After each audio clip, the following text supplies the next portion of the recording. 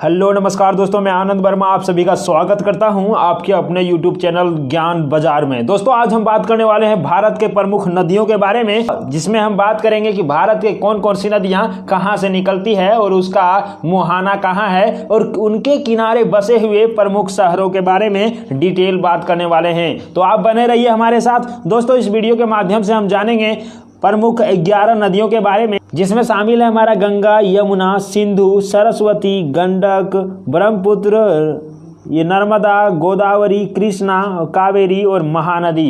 इन सारे प्रश्नों को और इन सारी नदियों को हम आज डिटेल से जानने वाले हैं। तो आप बने रहिए हमारे साथ और हम चलते हैं आपको लेकर के सबसे पहले गंगा नदी, जिसे पवित्र नदी भी माना जाता है। दोस्तों आप यहाँ पे मैप में देख पा रहे होंगे कि ये जो हमारा है ये गंगा रिवर है और इसका हम बात जानने वाले हैं पूरा डिटेल। और आप यहाँ पे देख पा रहे हैं दोस्तों कि ये हमारा गंगा नदी भारत की पवित्र नदियों में से एक है। ये सूर्यवंशी राजा भागीरथ इसे धरती पर लाए थे, ये भी आप जान सकते हैं। यहाँ पे बात करते हैं दोस्तों कि गंगा नदी का उद्गम स्थल कहाँ पे है, तो मैं बता दूं कि उत्तरकाशी जिले में गंगोत्री शिखर पर गोमुख से ये नदी निकलती है। और गंगा किनारे स्थित प्रमुख स्थल के बारे में बता दें दोस्तों, ऋषिकेश, हरिद्वार, प्रयाग, काशी, पाटलिपुत्र आदि इनके किनारे बसे हुए प्रमुख शहरों में से है। गोमुख से गंगा सागर तक 1450 किलोमीटर की लंबाई है, ये भी आप इसमें जान पाएंगे। चलते हैं आगे। जो हमारा है अगला नदी वो है हमारा यमुना। और आप यहाँ पे दोस्तों देख पा रहे होंगे मैप में यमुना नदी को यहाँ पे दिखाया गया है। चलते हैं इसके बारे में पूरी जानकारी देखेंगे। यहाँ पे दोस्तों आपको बता दूं कि यमुना जो है इसका उद्गम स्थल यमुनोत्री शिखर है। यमुना किनारे बसे प्रमुख स्थल में से दिल्ली, मथुरा, वृंदावन और आगरा ये प्रमुख शहर हैं, तो आप इसको याद कर लेंगे। कई बार एग्जाम में ऐसा पूछा जाता है, किसी एक शहर का नाम दे देगा और आपको बताना रहेगा दोस्तों कि ये शहर किस नदी के किनारे बसा हुआ है। तो आप यहाँ पे जान पाए होंगे कि यमुना नदी के किनारे बसे प्रमुख शहरों में से दिल्ली, मथुरा, वृंदावन और आगरा है। यहीं पर बात करते कि दोस्तों ये जो यमुना नदी है यह गंगा के समानांतर बहते हुए प्रयाग में आकर के गंगा में मिल जाता है तथा गंगा के साथ साथ गंगा सागर तक जाता है। जैसा कि आप मैप में देख पा रहे होंगे, ये जो हमारा है गंगा रिवर, उसके ऊपर में जो दिख रहा है लाइनिंग दोस्तों वो है हमारा गंगा रिवर। और उसी के समांतर यहाँ से ऐसे बहती हुई आती है और इस जगह पर आकर के गंगा में मिल जाती है। और उसके बाद से दोस्तों ये गंगा सागर में जाकर के मिल जाती है, बे ऑफ बंगाल में, मतलब बंगाल की खाड़ी में जाकर के गंगा के साथ ही मिल जाती है। और इस प्रकार से हम यमुना नदी के बारे में देख लिए हैं। अब चलते हैं आपको लेकर के सिंधु नदी के बारे में, और यहाँ पे हम बात करने वाले हैं सिंधु नदी का।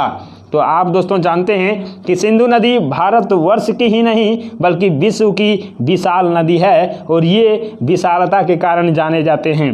इसका उद्गम के बारे में बात करते हैं तो तिब्बत में स्थित कैलाश मानसरोवर के पास से इसका उद्गम होता है। और दोस्तों ये भारत होते हुए पाकिस्तान की ओर जाता है। और यहाँ से हम बात करते हैं इसका बहाव किस ओर है। इसके बहाव के बारे में बात करें दोस्तों तो ये तिब्बत में 250 किलोमीटर और जम्मू कश्मीर में 550 किलोमीटर और शेष जो बच जाता है 2380 किलोमीटर वो पाकिस्तान में बहता है। मतलब कह सकते हैं कि सबसे ज़्यादा दूरी तक बहने वाला ये पाकिस्तान में ही है। और इसका कुल जो लंबाई है दोस्तों सिंधु नदी का वो है 3180 किलोमीटर। तो आप ये चीज़ जान पाए होंगे। यहीं पर बात करते हैं कि वैदिक संस्कृति का विकास इसी के किनारे हुआ था, मतलब सिंधु नदी के किनारे हुआ था। मोहनजोदड़ो या हड़प्पा संस्कृति इसी के किनारे था। इसीलिए दोस्तों आप जानते होंगे कि इसे भी सिंधु घाटी सभ्यता कहा जाता है। मतलब इस नदी के किनारे बसे हुए जो सभ्यता का निर्माण हुआ था उसे ही सिंधु घाटी सभ्यता के नाम से जाना जाता है। चलते हैं अगली नदी की ओर और वो है सरस्वती नदी। आप यहाँ पे जानेंगे कि इसका उद्गम स्थल कहाँ पे है, तो हिमालय इसका उद्गम स्थल है। वहीं पे बात करते हैं दोस्तों इसका बहाव कौन कौन से राज्य में है और कौन कौन से राज्य से गुजरता है, तो आप जानेंगे कि हरियाणा, राजस्थान, गुजरात से होते हुई सिंधु सागर मतलब अरब सागर में मिल जाती है सरस्वती नदी। यहाँ पे बात करते हैं दोस्तों कि वर्तमान में इस नदी के बारे में कहा जाता है कि ये विलुप्त हो गई है, मतलब अब विलुप्त होने के पूरा कगार में है। लेकिन आज भी हरियाणा और राजस्थान प्रदेश के अंदर इसको कहा जाता है कि ये प्रवाहित होती है। लेकिन बहुत जगह पर देखा जाता है दोस्तों कि ये नदी विलुप्त हो चुकी है। वहीं पे हरियाणा और राजस्थान के प्रदेशों में अंदर ही अंदर प्रवाहित होने की खोज मिल रही है। अर्थात साइंटिस्टों के द्वारा, भूवैज्ञानिकों के द्वारा कहा जाता है कि ये नदियाँ अभी भी अंदर ही प्रवाहित हो रही है, लेकिन ऊपर से भू आकृति दिखता है, मतलब स्थल दिख रहा है। वहीं पे बात करते हैं दोस्तों, नेक्स्ट जो हमारा रिवर है वो है गंडकी। दोस्तों इसके बारे में हम जानते हैं कि इसका उद्गम जो है नेपाल में मुक्तिनाथ से थोड़ा आगे जो दामोदर कुंड से निकलती है। दामोदर कुंड इसका एग्जैक्ट होगा लोकेशन जहां से ये निकलती है। और इसका बहाव के बारे में बात करते हैं तो आपको पता होगा कि बिहार राज्य में प्रवेश करती है और गंगा में मिल जाती है। तो गंगा में इसका मिलान होता है, लेकिन बिहार राज्य में प्रवेश होने के बाद। और यहीं पे दोस्तों इस नदी में प्राकृतिक और विभिन्न स्वरूप वाले शालिग्राम प्राप्त होते हैं। तो ये चीज़ आप जान पाए होंगे। नेक्स्ट हम चलते हैं, अगला जो नदी हमारा है वो ब्रह्मपुत्र नदी है, और इसका भी हम ताबड़तोड़ तरीके से देखते हैं कि आखिर क्या इसका डिटेल है। और यहाँ पे हम बात करते हैं दोस्तों इसका उद्गम का, तो ये है पवित्र मानसरोवर के पास एक विशाल हिमानी है, और वहीं से ब्रह्मपुत्र नदी का उद्गम होता है। बात करते हैं दोस्तों इसके बहाव का, तो ये है तेजपुर, गुवाहाटी, डिब्रूगढ़ और यहाँ पे शिव सागर इत्यादि में इनका बहाव क्षेत्र है। और तिब्बत में इसको सांपो तथा अरुणाचल व असम में इसे लोहित कहा जाता है। ये आप इंपॉर्टेंट क्वेश्चन है, याद रखेंगे।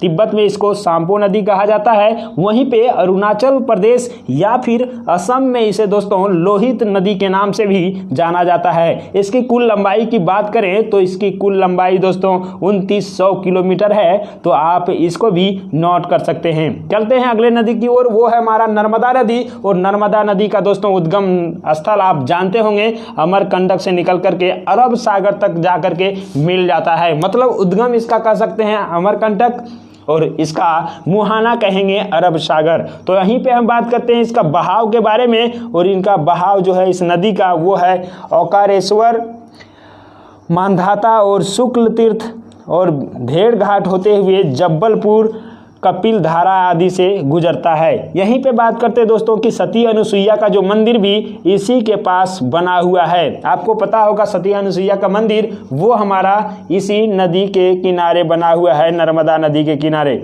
इसकी लंबाई के बारे में बात करें तो इसका जो कुल लंबाई है वो 1300 किलोमीटर है। अब नेक्स्ट जो हमारा नदी है दोस्तों वो आपके सामने यहाँ पे गोदावरी नदी है, और गोदावरी नदी के बारे में भी आप मैप के साथ में देख पाएंगे कि आखिर ये कहाँ से निकलती है और कहाँ तक इसका मुहाना है। तो चलिए हम आपको बता दें कि इसका जो उद्गम स्थल है वो है ब्रह्मगिरी, मतलब त्र्यंबकेश्वर, नासिक जो है वहाँ से ये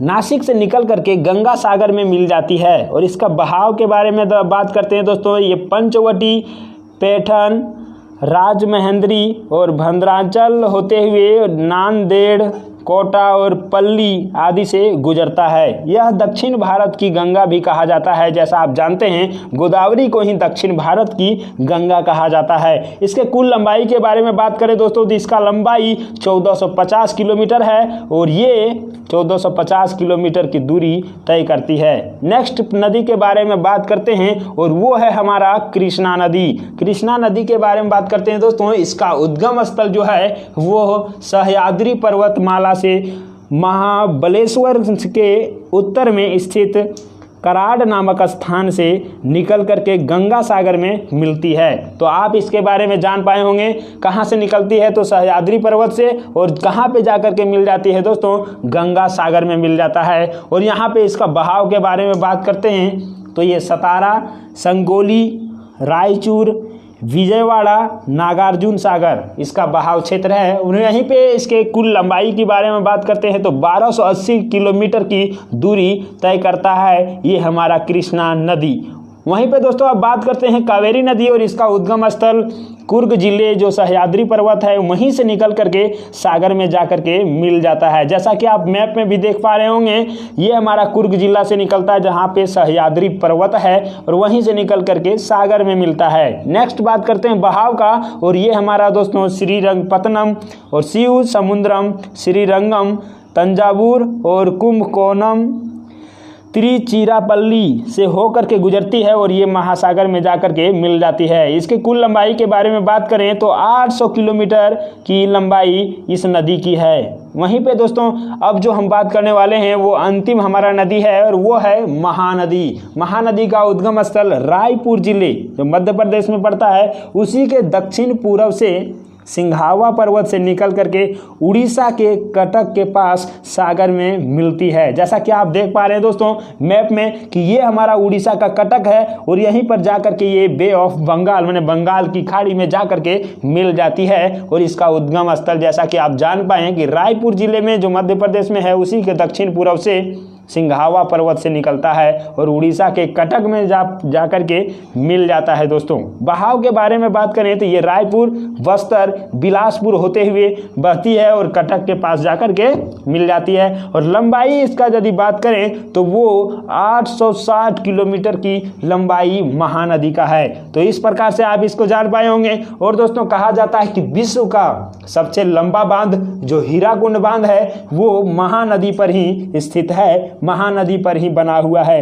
तो आप ये सारी जानकारी यहां से जान पाए, सारे नदियों के बारे में आप डिटेल जान पाए। तो अब आपको करना क्या है दोस्तों, आपको कमेंट बॉक्स में बता देना है कि आपने इस वीडियो से क्या क्या सीखा और आपको ये वीडियो कैसा लगा। जल्दी से कमेंट बॉक्स में जाइए और यदि अच्छा लगा होगा तो थम्स अप जरूर कीजिएगा और चैनल को सब्सक्राइब नहीं किए हैं तो जल्दी से सब्सक्राइब कर दीजिए और बेल आइकन को भी दबा दीजिए ताकि आने वाले हर वीडियो का नोटिफिकेशन आपको मिलता रहे। तो हम मिलते हैं आपसे अगले वीडियो में, तब तक के लिए bye, take care, love you all.